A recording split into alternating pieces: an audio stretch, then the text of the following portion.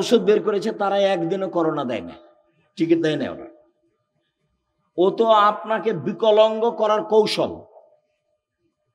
আপনার ছেলে মেয়ে হলে অ্যাডনর্মাল হবে, ওটা তো আসলে ও আপনার ফিলিস্তিনের মানুষ মারে, ও আবার আপনার কল্যাণ চাই। মাথায় কি গোবর আছে? ও আপনার কল্যাণ চাইবে কিভাবে? এটা আপনি কি দিয়ে বুঝলেন? সে আপনার জানের শত্রু, সে আপনার মানের শত্রু, সে আপনার টাকা পয়সার শত্রু, সে আপনার সবকিছুর শত্রু। সে আপনাকে ঔষধ দিয়ে ভালো করে রাখবে, জীবনে কোনোদিন যেন আপনার এই হয় না, সেই হয় না, হেপাটাইটিস হয় না, কি হয় না। এ তো পাগল বানিয়েছে আপনাকে। তাই সব স্কুলের ছেলেকে, স্কুলের মেয়েকে টিকে দিতে হবে, পালাক্রমে এসেছে। কত বুঝাইছে ভালো করে, এটা নিতে হবে, সেটা নিতে হবে, এটা ভালো, সেটা ভালো। বলে কত টাকা বেতন পান আপনি? এত আপনি বলছেন কেন? বল হিসাব। সম্মানিত দিনী ভাই বোন, মরণকে স্মরণ করতে পারে যে, সে হলো হুঁশিয়ার মানুষ। আল্লাহ রাসূল বললেন যে কবর জিয়ারত করো, তাহলে মরণ স্মরণ হবে। মাঝে মধ্যে কবরের পাশে যেতে হবে, বাপের, মায়ের, আত্মীয় স্বজনের কবরের পাশে গিয়ে হাত তুলে দোয়া করতে হবে এবং ভাবতে হবে আমিও এই কবরের সদস্য। আল্লাহ রাসূল বলছেন, কুন ফিদ দুনিয়া কান্নাকা গরীব। তুমি দুনিয়াতে থাকো, তুমি যেন অপরিচিত, তোমাকে কেউ চিনে না। অত বেশি চিনলে তোমার অহংকার আসতে পারে। আবের সাবেলিন, অথবা তুমি পথিক, রাস্তায় যেতে যেতে গাছের নিচে বসেছো, একটু ক্লান্ত, সেই জন্য তারপরে তুমি হাঁটতে লাগবে। এই হলো দুনিয়া। অন্যথায় তুমি নিজেকে ভাবো আমি কবরের একজন সদস্য। হাদিস বুখারী মুসলিম। এভাবে মুহাম্মদ সাল্লাল্লাহু আলাইহি সাল্লাম বলেন। তো নিজেকে একজন কবরের সদস্য ভেবে যে কয়েকদিন বেঁচে থাকি, মারামারি বাদ দিয়ে, হইচই বাদ দিয়ে, নিজে উপার্জন করে নিজে খাই।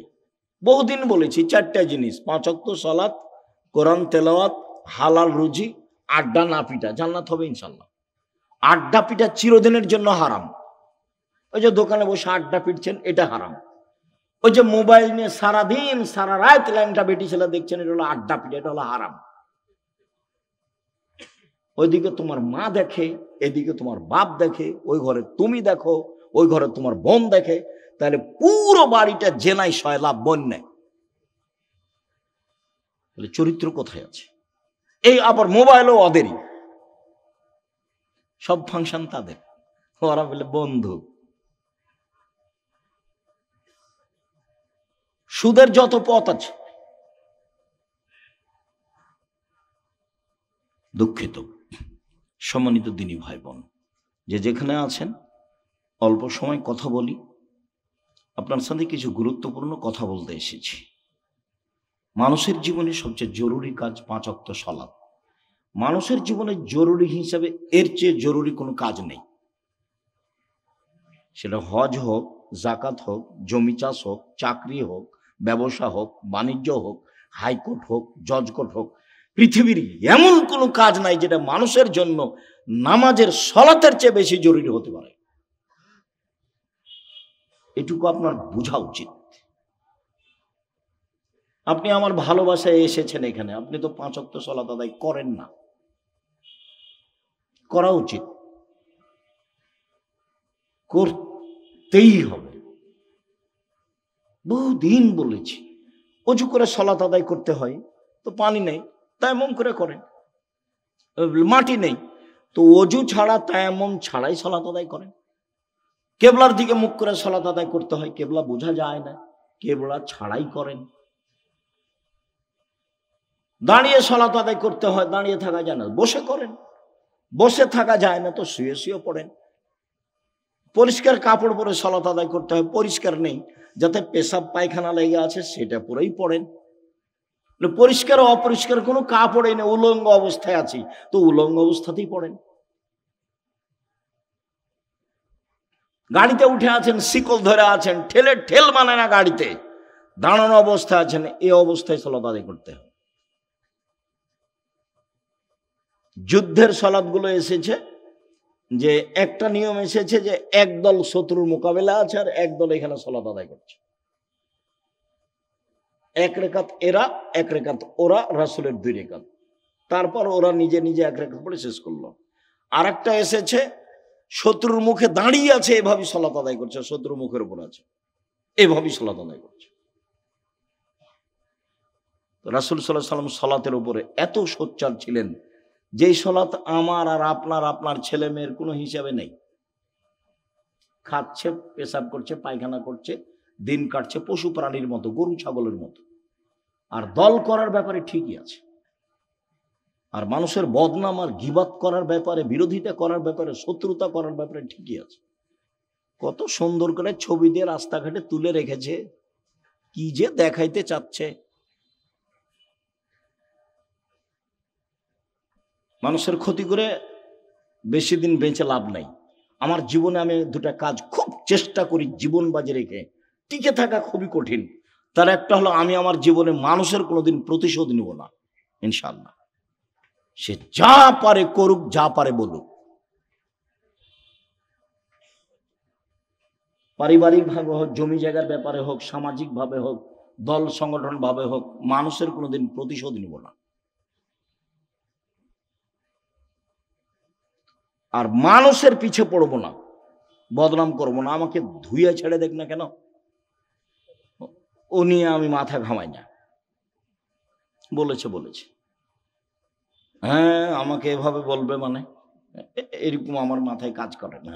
বরং আপনাকে আমি কতদিন বললাম, কেউ যখন গালি দেয় তখন আবার বন্ধ করলে আমি আবার পাল্টা রিং দিয়ে বলি যে ভাইজান, গালি কি আরো বাকি ছিল, হয়তো বা মোবাইলে টাকা শেষ হয়ে গেছে, নাকি গালি দিয়ে নেন। প্রতিশোধ নিয়ে লাভ নাই, ওর পিছনে পড়ে লাভ নাই। আমার আব্বা বলতেন যে ছেলে মেয়ে দুনিয়াতে এসেছে ভাগ্য ছেড়ে এসেছে, তাই তাদের চিন্তা করতে হবে। আমি এখন বলি আব্দুল্লাহ, আব্দুর রহমান, আব্দুর রহিমের চিন্তা করতে, ওরা কি ভাগ্য ছেড়ে এসেছে? ওরা ভাগ্য নিয়ে আসেনি, ওদের তাকদিরে কিছু লেখা আছে তো নাকি? যেদিন আল্লাহ মানুষ সৃষ্টি করেছেন সেদিন 4টা জিনিস লিখেছেন, হায়াতাহা ও মাউতাহা ও রিজকাহা ও মাসায়েবাহা। তার মরণ, তার জীবন, তার রুজি, তার অসুখ বেসুখ। করোনা লেখা থাকলে হবেই। 4টা লেখা আছে, 1 মরণ, 2 জীবন, 3 রুজি, 4 রোগ ব্যাধি। আমি এই কথা বলিনি, এই কথা মুহাম্মদ সাল্লাল্লাহু আলাইহি সাল্লাম বলেছে। এটা আমার ব্যক্তিগত কোনো স্বাধীনতা নাই এখানে, এটাকে আমি বিশ্বাস করি এবং খুব শক্তভাবে বিশ্বাস করি। ঢাকাতে এক লোক করোনা হয়েছে, তো আমি দেখবো আর গায়ে হাতে একটু দোয়া করব। তো আর ছেলে মেয়ে সবাই আছে, খালি আমাকে অনুরোধ করছে যে ওস্তাদজি আপনি ভিতরে আসেন না, ওস্তাদজি আপনি ভিতরে আসেন না, আপনি আমার আব্বার জন্য বাহির থেকে দূর করেন, দোয়া করেন। বলছি আমি তো আমার অন্তর তো ধাক্কা খাই না যে তোমার বাপের গায়ে হাত লাগালে আমাকে করোনা ধরবে। ধরেও যদি, তা আমি বলবো না যে এই কারণে ধরেছে, আমি বলবো ওই যে লেখা ছিল সেই জন্য ধরেছে। আমি এত তাড়াতাড়ি পরিবর্তন হতে চাই না, মার্কস দিয়ে ভাগ্য বাড়াতে রাজি নই, এটা করতে রাজি নই। শুনুন, 5 ওয়াক্ত সালাত আদায় করতে হবে আপনাকে। আজকের জরুরি কথা আপনার সাথে, মানুষের জীবনে কিছু চাওয়া পাওয়া আছে। মানুষ বেঁচে থাকলে সমস্যা নেমে আসে, মামলা মোকদ্দমা হয়, জমি জায়গা লাগে, বাড়ি ঘর লাগে, কিছু লাগে মানুষকে।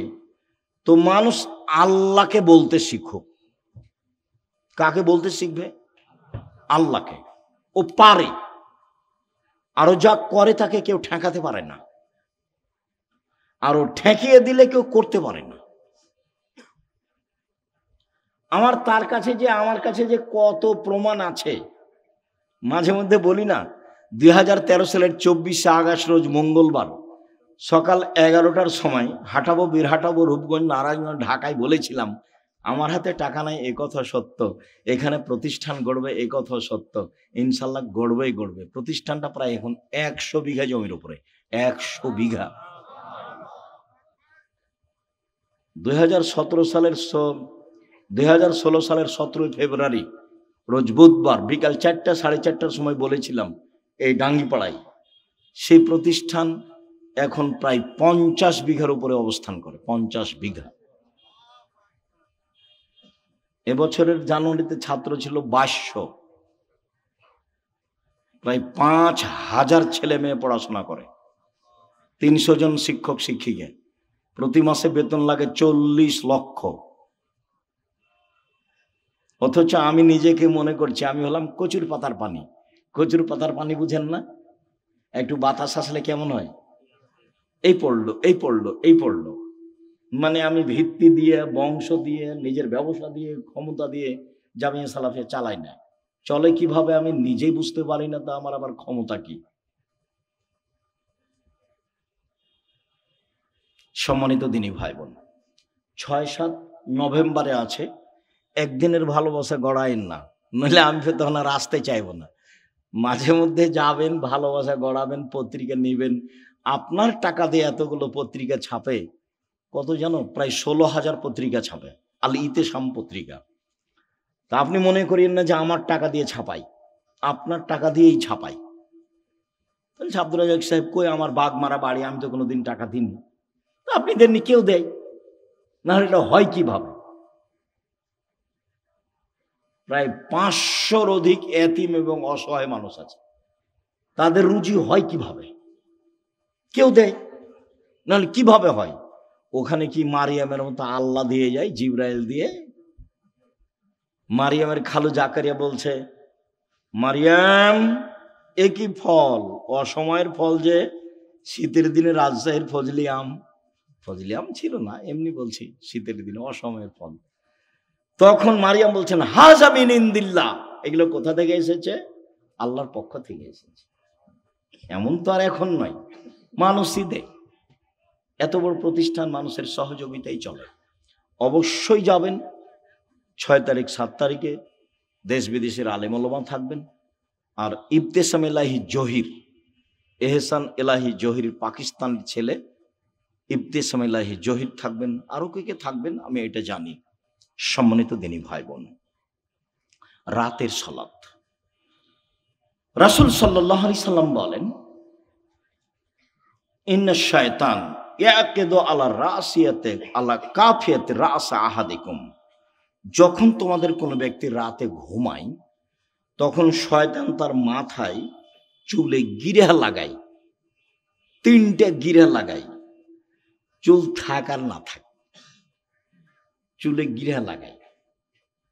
এজরিবু আলা উকদাতিন, ওই গিরার উপরে এভাবে হাত দিয়ে থাবা মারে আর বলে, উরকো ঘুমাও, লাইলান তাবিল, রাত লম্বা, রাত লম্বা, ঘুমাও, রাত লম্বা। এভাবে শয়তান এরকম করে। ফাইনিস্তাই কাজা আহাদকুম, তোমাদের ব্যক্তি যদি এখন কেউ ঘুম থেকে উঠে যায়, জেগে যায়, যাকার আল্লাহ, তারপর বলে আলহামদুলিল্লাহিল্লাযী আহয়ানা বাদা মা মাতানা ওয়া ইলাইহিন নুশুর। ওই আল্লাহর প্রশংসা যে আল্লাহ আমাকে মরণ দেওয়ার পরে জীবন দিল। একটু আগে মরণ দিয়েছিল, এখন আবার কি করলো? জীবন দিল। পরে আমি প্রশংসা করছি। এইটুকু বললেই একটা গিরা খুলে যাবে। শয়তান যত বড়ই পাওয়ারফুল ক্ষমতার অধিকারী হোক না কেন, আমি দোয়া পড়েছি, ঘুম থেকে উঠে গিরা খুলে যাব।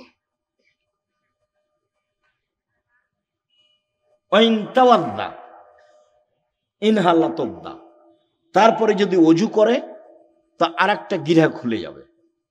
ওয়াইন সাল্লাহ ইনহাল্লাত ওকদা, যদি সালাত আদায় করে তাহলে আর একটা খুলে যাবে।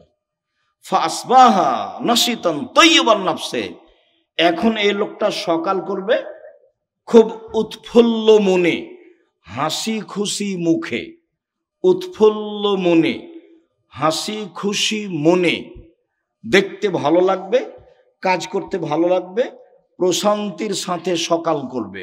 ওয়াইল্লা, এমনটা যদি না হয়, আসবাহা খাবিসান নাফসে কাসলানা, তাহলে ও সকাল করবে কেমন কেমন মুখে,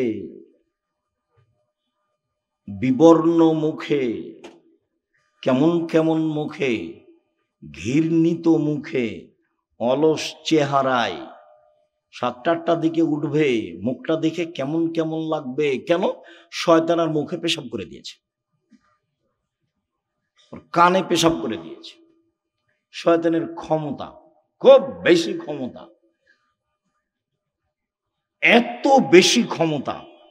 আল্লাহ যখন বললেন এই সরে যা, আমি যে তোকে বললাম যে আদমকে সিজদা কর, তো সিজদা করলি না কেন? বলে আদম মাটির তৈরি, আমি তো আগুনের তৈরি। ও নিম্নমুখী, আমি ঊর্ধ্বমুখী, আমি কেমনে তাকে সিজদা করি? সর এখান থেকে, সর, তোর অহংকার বেশি, সর এখান থেকে, সর। তখন বলছে আচ্ছা ঠিক আছে সরে যাও, আমার একটা কথা। হ্যাঁ কি কথা? আমাকে কিয়ামত পর্যন্ত বেঁচে থাকার সুযোগ দিতে হবে। কার দাবি এটা? শয়তানের। তা আল্লাহ বললেন ঠিক আছে দিলাম, এলা ওয়াক্তি মালুম, একটা সময় পর্যন্ত দিলাম। যেমন পেয়েছে সময়, তেমনি বলছে ওয়া ইজ্জাতিকা, তোমার সম্মানের কসম। আল্লাহকে বলছে ইয়া রাব্বি, শয়তান বলছে ইয়া রাব্বি, হে আমার প্রতিপালক, তোমার সম্মানের কসম, লাউবিয়ানিল ইনসানা মাদামা তারহুম ফি আসাদিহিম, আদমের ছেলে মেয়েকে পাপ করাবো করাবো করাবো, ওকে আমি ভুল পথে নিয়ে যাব যাব যাব, ওর দেহে যতদিন শ্বাস আছে আমি তাকে পাপই করেই ছাড়বো। ও কেমনে জান্নাতে যায় তা আমি দেখে ছেড়ে দেব। এ কথা শয়তান বলল। আপনি বুঝতে পারছেন না? কোরআন মাজিদে শত জায়গাতে এসেছে, সব খারাপকে আপনাকে ভালো করে দেখায়। যত খারাপ তত আপনার কাছে প্রিয়। ল্যাংটা ছবি আপনার কাছে ভালো লাগে কেন? জেনা ভালো লাগে কেন? দোকানে বসে আড্ডা পিটতে ভালো লাগে কেন? হই হুল্লাড় করে চিল্লাচিল্লি করতে ভালো লাগে কেন? মানুষের বদনাম করতে ভালো লাগে কেন? মানুষকে জেল হাজতে দিতে ভালো লাগে কেন? মিথ্যা কসম সাক্ষী দিতে আপনাকে ভালো লাগে কেন? সব ছুঁচামি, নোংরামি, শয়তানি, জঘন্য কাজ আপনাকে ভালো লাগে কেন? সব শয়তান আপনার মাথায় সারাদিন পাকায়, সেজন্য ভালো লাগে। তো বলেছে আমি ওকে জাহান্নামে নিয়ে যাব, কেমনে জান্নাতে যাই তা আমি দেখে ছেড়ে দেবো। এটা আল্লাহর সামনে তার কসম।